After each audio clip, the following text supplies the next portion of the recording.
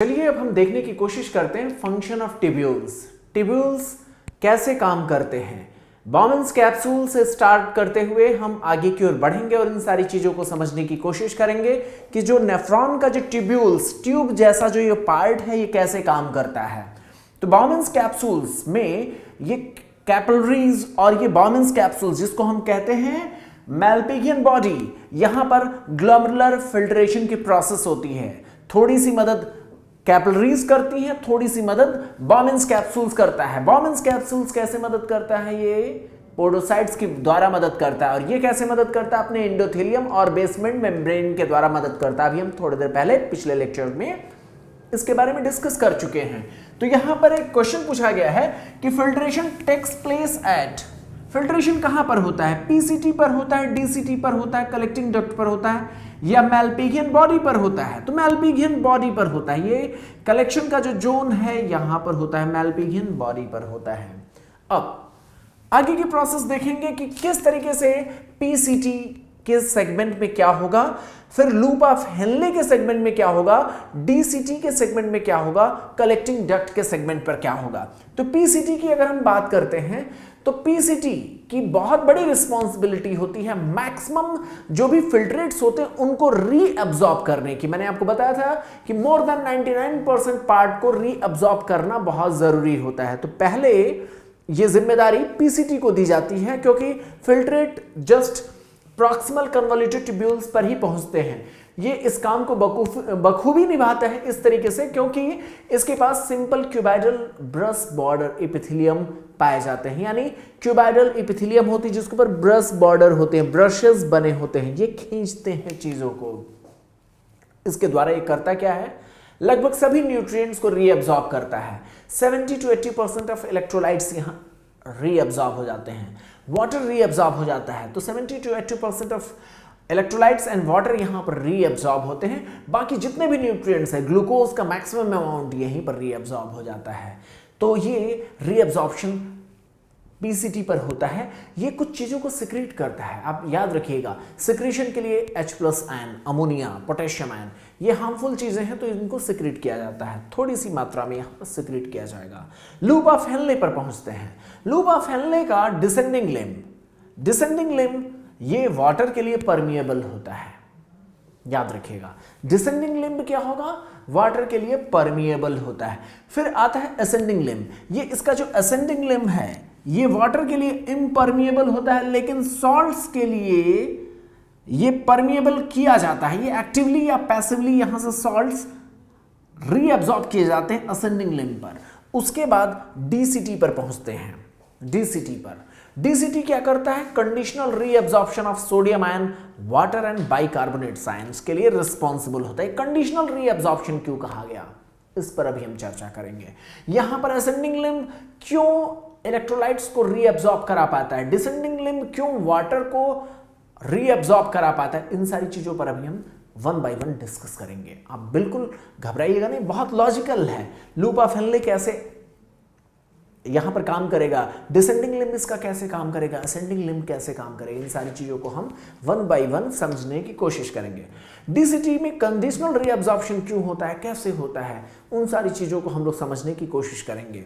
और इसके बाद हम पहुंचते कलेक्टिंग डक्ट्स पर, जो अल्टीमेट पार्ट है। तो वहां पर वाटर का बेसिकली रीअब्सॉर्प्शन होता है और यहां पर पोटेशियम आयन, H+ आयन और का सिक्रेशन होता है। ये बेसिकली ये जोन पीएच को बैलेंस करने के लिए, आयनिक बैलेंस करने का अंतिम जोन होता है, लास्ट प्लेस होता है। क्योंकि इसके बाद कलेक्टिंग डक्ट के बाद जो भी ग्लोमेरुलर फिल्ट्रेट है उसको हम यूरिन कहने लगते हैं। ये सवाल पूछा गया है, कब हम कहते हैं यूरिन, तो याद रखिएगा कलेक्टिंग डक्ट के बाद। कलेक्टिंग डक्ट तक जो है ग्लोमेरुलर फिल्ट्रेट से कुछ चीज़ें रीअब्सॉर्ब होती रहती हैं और कुछ चीज़ें सिक्रीट की जाती हैं। तो यहाँ कलेक्टिंग डक्ट के बाद ही हम उसको यूरिन कह सकते हैं। अब देखते हैं यहाँ पर क्या होता है, किस तरीके से चीज़ें रीअब्सॉर्ब होती हैं। तो देखिए पीसीटी पर हम आते हैं। पीसीटी यहाँ पर क्या होता है, नियरली ऑल न्यूट्रिएंट्स, सभी के सभी न्यूट्रिएंट्स यहाँ पर रीअब्सॉर्ब कर लिए जाते हैं। और पानी की अगर हम बात करें तो यहाँ पर 70 to 80% इलेक्ट्रोलाइट यानी सोडियम आयन, क्लोराइड आयन और इतना ही लगभग 70 to 80% वाटर रीअब्सॉर्ब किया था। 20% क्यों नहीं? 20% अभी आगे जाकर के रीअब्सॉर्ब होगा। कैसे होगा उस चीज़ को देखते हैं। देखिए मान लीजिए अगर आप कल्पना करें कि ये कैसे 70 to 80% ही हुआ, बाकी सारी चीज़ तो लगभग नियरली ऑलमोस्ट पूरी की पूरी क्वांटिटी ही यहाँ पर रीअब्सॉर्ब कर ली गई। ग्लूकोज पूरा का पूरा रीअब्सॉर्ब कर लिया जाता है। जितने बेनिफिशियल मिनरल्स होते हैं, जितने विटामिन होते हैं, वो सारी चीज़ें यहाँ पर रीअब्सॉर्ब कर लिए जाते हैं अगर उनकी आवश्यकता है तो। लेकिन ये जो इलेक्ट्रोलाइट्स हैं इसमें 70 to 80% ही क्यों रीअब्सॉर्ब होता है, उसका क्या फंक्शन है, उसका क्या इंपॉर्टेंस है, यहीं पर आप देख सकते हैं। एक्चुअली क्या होता है, जैसे जैसे आप कॉर्टेक्स से मेडुला की ओर बढ़ते हैं, कंसंट्रेशन का जोन बढ़ता जाता है। आप बहुत ज़्यादा मत समझें, तो बस इतना समझ लें कि जो कंसंट्रेशन को जो हम एक्सप्रेस करते हैं मिली ऑस्मोल पर लीटर, एक यूनिट होती है, उसमें हम इसको मेजर करते हैं। तो इसकी ऑस्मोलैरिटी, यानी ऑस्मोलैरिटी अगर ना समझ पाए तो आप बस इतना समझें, कंसंट्रेशन डाउन जाने पर, भीतर जाने पर बढ़ता जाता है। हमारे ब्लड का जो ऑस्मोलैरिटी होती है नियरली 300 होती है, तो ऊपर के जोन में लगभग 300 होता है, लेकिन भीतर जाने पर 800 1200 तक ये बढ़ करके हो जाता है। तो इसका फ़ायदा क्या मिलता है, इसका हमारे पास बेनिफिट है। कैसे? आप देखिए, आप यहीं पर देखें कि यहाँ पर आपके पास क्या आया, 100 अगर सोडियम आया हो तो करीब 80 सोडियम आयंस यहाँ पर एब्जॉर्ब कर लिए गए। सोडियम आयंस 80 के अराउंड एब्जॉर्ब कर लिए गए। अब क्या हुआ, 20 सोडियम आयंस हैं और बाकी सारी चीज़ें भी रीअब्जॉर्ब हो चुकी हैं। यहाँ पर क्या है, वाटर रिलेटिवली ज़्यादा हो जाएगा। अगर आप कंसंट्रेशन देखें तो सोडियम आयन कम हो गया है, पानी ज़्यादा हो गया है। तो कंपैरेटिव एक स्टडी की बात कर रहा हूँ। हालांकि वैसे देखा जाए तो ये बाकी यहाँ पीसीटी पर क्या होता है, इस तरीके से ये रीअब्सॉर्ब करता दूसरी चीज़ों को कि यहाँ पर कंसंट्रेशन लगभग आइसोटोनिक बना होता है। आप ये मत समझें, ये बस मैं रेशियो की बात कर रहा हूँ। आप और इसको ध्यान से समझ लें, यहाँ पर जो भी चीज़ें रीअब्सॉर्ब की गई उससे ये अभी भी आइसोटोनिक है, इसका कंसंट्रेशन में बहुत ज़्यादा अंतर नहीं आया। लेकिन अब ये ऐसे जोन में जाने की कोशिश कर रहा है जहाँ पर धीरे धीरे सराउंडिंग कंसंट्रेशन बढ़ रहा है। यहाँ पर सराउंडिंग जोन का कंसंट्रेशन बढ़ रहा है। अब आप समझ सकते हैं कि पहली कोशिश इस फिल्ट्रेट की ये होगी कि सराउंडिंग जोन का जो हाई कंसंट्रेशन का जो जोन है उसको ये डाइल्यूट कर दे। तो इस प्रयास में ये क्या करता है, वाटर को अपने साइड में गिराने की कोशिश करता है। बात समझ गए आप? तो इससे क्या होगा, जब वाटर को यहाँ पर गिराता जाएगा अपने सराउंडिंग में, क्योंकि ये चाहेगा कि यहाँ पर कंसंट्रेशन कम हो जाए, लेकिन ऐसा होने वाला नहीं है। लेकिन ये कोशिश करता है, अपने पानी को बाहर की ओर फेंकता है, क्योंकि आप जानते हैं यहाँ हाई कंसंट्रेशन है, इसका कंसंट्रेशन अभी भी 300 के अराउंड है, क्योंकि यहाँ आइसोटोनिक होकर के नीचे तक आया था। यहाँ भी आइसोटोनिक था, यहाँ भी पहुँचा तो भी आइसोटोनिक है। अब यहाँ पर चूंकि सराउंडिंग जोन में पानी ज़्यादा है तो इसलिए अपने पानी को बाहर की ओर फेंकता है, जिसके कारण इस रीजन में, यहाँ के रीजन में अगर आप फोकस करेंगे, यहाँ के रीजन में आप फोकस करेंगे तो पानी एक बार क्या हो जाएगा, पानी सारा बाहर जा चुका होगा। तो इसलिए फिल्ट्रेट जो है अब यहाँ पर हाइपरटोनिक हो जाएगा। क्या हो जाएगा? हाइपरटोनिक। चूँकि यहाँ से पानी इसने बाहर अपने एग्जिट हो चुकी है, पानी यहाँ से बाहर जा चुका है। अब यहाँ पर सॉल्ट का रिलेटिव कंसंट्रेशन बढ़ेगा, और चूंकि सॉल्ट का कंसंट्रेशन बढ़ेगा तो ये ऊपर के जोन में अब ये सॉल्ट को बाहर की ओर ये एग्जिट करेगा। ये प्रोसेस पैसिवली भी हो सकती, एक्टिवली भी हो सकती, दोनों प्रक्रियाएं यहाँ पर होती, लेकिन एनसीईआरटी ने मेंशन नहीं किया, इसलिए हम डिटेल में नहीं जाएंगे। बस आप समझ लें actively and passively both process यहाँ पर होती। तो यहाँ से सोडियम आयन, क्लोराइड आयन यहाँ पर बाहर की ओर एग्जिट करते हैं, बाहर की ओर निकलते हैं। और इसके कारण आप देखिए ज़रूरत भी है, क्योंकि यहाँ से देखें आप, यहाँ पर क्या था, इसकी ऑस्मोलैरिटी जो थी अभी हाई ऑस्मोलर जोन में जा रहा था, तो ये पानी को बाहर फेंक दिया।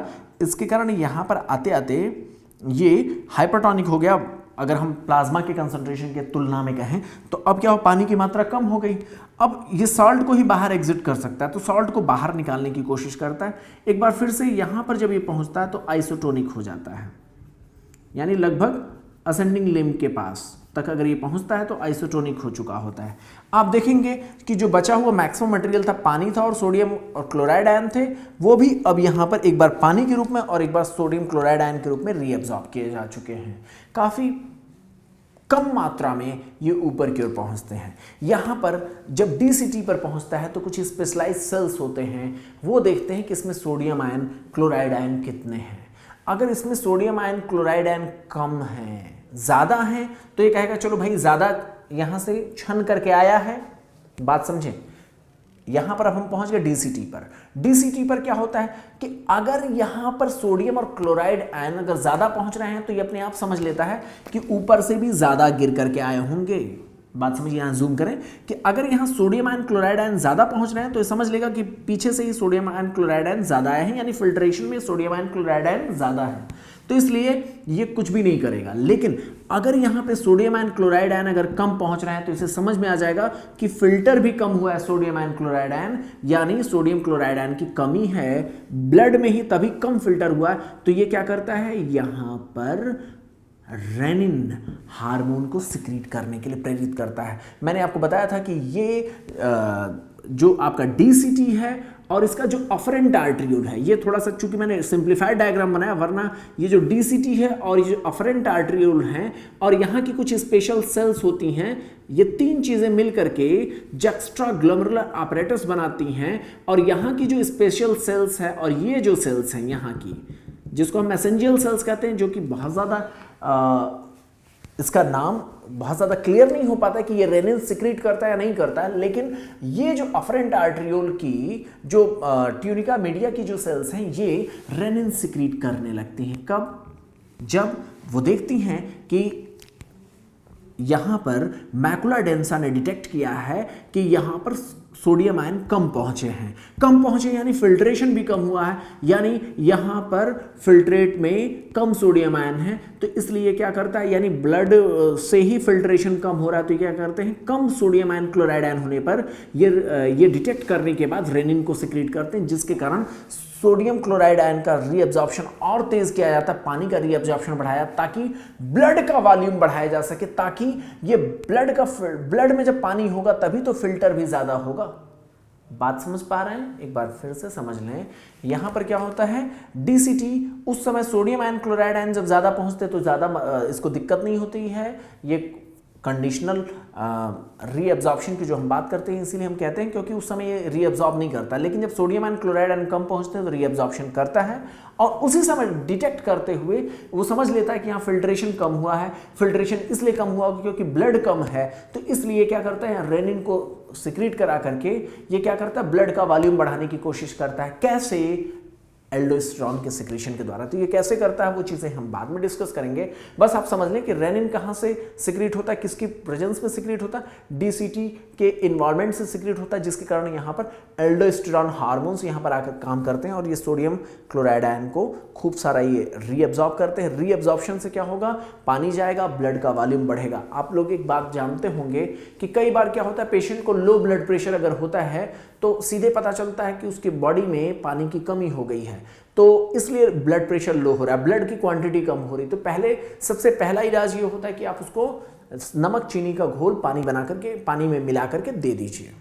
समझ रहे हैं? तो वही चीज़ यहाँ पर होता है कि चूंकि यहाँ पर फिल्ट्रेट कम पहुँचा है, इसलिए कम पहुँचा है क्योंकि ब्लड ही कम होगा तभी यहाँ छना कम है, तो इसलिए इसकी कोशिश होती है कि यहाँ पर रेनिन हार्मोन के द्वारा एल्डोस्टेरोन को सिक्रीट करा के ज़्यादा से ज़्यादा सोडियम क्लोराइड और वाटर को रीअब्सॉर्ब करके ब्लड का वॉल्यूम बढ़ा दे। तो ये डीसीटी में आप देखते हैं। यहाँ पर आप देखिए, यहाँ पर कुछ चीज़ें सिक्रीट की जाती है, अमोनिया हो गया, पोटेशियम आयन हो गया, हाइड्रोजन आयन हो गया, ये यहाँ पर सिक्रीट किए जाते हैं। एब्जॉर्प्शन होता है वाटर का, सोडियम आयन का और बाइकार्बोनेट आयन्स का। कब होता है वो चीज़ें मैंने आपको बताया, जब ब्लड का वॉल्यूम कम होता है, सोडियम आयन का कंसंट्रेशन कम होता है, तो ये रीअब्जॉर्ब किए जाते हैं। तो इसलिए कंडीशनल रीअब्जॉर्प्शन एनसीईआरटी ने एक शब्द लिखा है।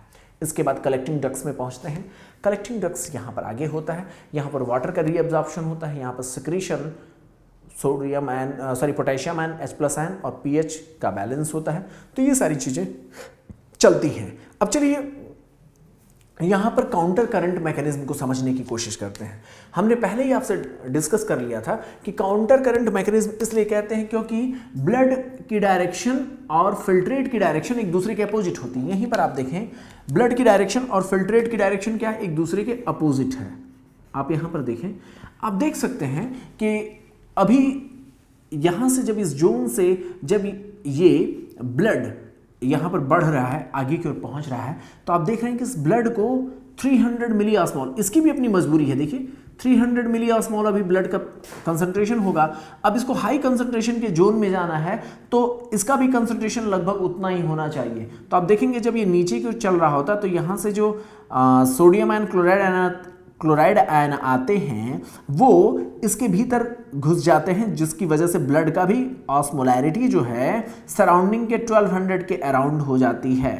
बात समझ पा रहे हैं? क्योंकि यहां से देखिए असेंडिंग लिम्ब से साल्ट इसमें पहुंचेंगे, लेकिन ये चीज जब ऊपर पहुंचेगा तो अब क्या होगा, यहां पर देखें आप, अब इसको लो कंसंट्रेशन के जोन में जाना है, यानी अब इसको अपना कंसंट्रेशन कम करना पड़ेगा। तो ये करता क्या है, यहां से रिलीज होने वाले पानी को ये अपने भीतर अब्सॉर्ब कर लेता। अब देखिए ना, यहां से फिल्ट्रेट नीचे उतर रहा है और ये ऊपर क्यों जा रहा है, काउंटर करंट मैकेनिज्म है। पानी यहां से आएगा, धीरे धीरे इसके जो 1200 जो इसका कंसंट्रेशन था वो धीरे धीरे डाउन होने लगेगा। ये देखिए सराउंडिंग के साथ टच में जाएगा, 800 होगा, 400 होगा, और आप देख रहे हैं ऊपर की ओर जाते जाते यहाँ से न्यूट्रिएंट्स, बहुत सारी चीज़ें आ जाएंगी और इसके वजह से यहाँ पर वाटर और बहुत सारी चीज़ें, जब मिनरल्स आ जाती हैं तो इसका एक बार फिर से कंसंट्रेशन 300 मिली ऑस्मोल पर लीटर हो जाता है। तो ये सारी चीज़ें काउंटर करंट मैकेनिज्म से आप देख सकते हैं, यहाँ पर आप समझ सकते हैं। एक क्वेश्चन है, यहाँ पर टेबल दिया गया है और इसको मैच कराना है। PCT, DCT, Henle's loop of Henle, HL जिसको मैंने कहा, काउंटर करंट मैकेनिज्म और रीनल कॉप्सल्स, इनके बारे में पूछा गया है। ठीक है, तो चलिए देखते हैं पीसीटी का मेन काम क्या है। यहां पे फंक्शन दिया हुआ फॉर्मेशन ऑफ कंसंट्रेटेड यूरिन। अब ये डाउटफुल है कि ये किसका काम होगा कंसंट्रेटेड यूरिन बनाने का, तो चलिए इस पे कोई बात नहीं। अब यह है फिल्ट्रेशन ऑफ ब्लड। ब्लड को कौन फिल्टर करेगा, क्या पीसीटी करेगा? नहीं। डीसीटी करेगा? नहीं। लूप ऑफ हेनले करेगा? नहीं। काउंटर करंट मैकेनिज्म करेगा? नहीं। रीनल कॉप्सल्स करेगा। चलिए मैच करा दिया मैंने। फिर तीसरा होगा रीअब्जॉर्प्शन ऑफ 70 to 80% इलेक्ट्रोलाइट। ये कौन कराता है भाई? डीसीटी कराता है क्या? नहीं। पीसीटी कराता है? हाँ बिल्कुल कराता है। अब इसके बाद हम देखेंगे, हाँ, मेंटेनेंस ऑफ, यहां पर आयनिक बैलेंस की अगर हम बात करें, फॉर्मेशन ऑफ कंसंट्रेटेड यूरिन। अब ये एक हमारे पास बड़ा सवाल है, फॉर्मेशन ऑफ कंसंट्रेटेड यूरिन। तो आप देखेंगे कि फॉर्मेशन ऑफ कंसंट्रेटेड यूरिन का जो जिम्मेदारी है वो कैसे पूरी होगी, किससे पूरी होगी, उसको अभी हम देखते हैं। उससे पहले हम चलते हैं, यहां पर देखते हैं, हाँ, मेंटेनेंस ऑफ आयनिक ग्रेडियंट। ये कैसे होगा? काउंटर करंट मैकेनिज्म से होगा। और इसके अलावा हेनलेज लूप की ये क्या करते हैं, ये कंसंट्रेटेड यूरिन बनाने की कोशिश करते हैं, और डिस्टल कन्वोल्यूटेड ट्यूब्यूल्स क्या करता है, आयनिक बैलेंस को बनाने की कोशिश करता है। तो इस तरीके से हमने एक टेबल बना करके यहां पर इस क्वेश्चन को सॉल्व करने की कोशिश किया है।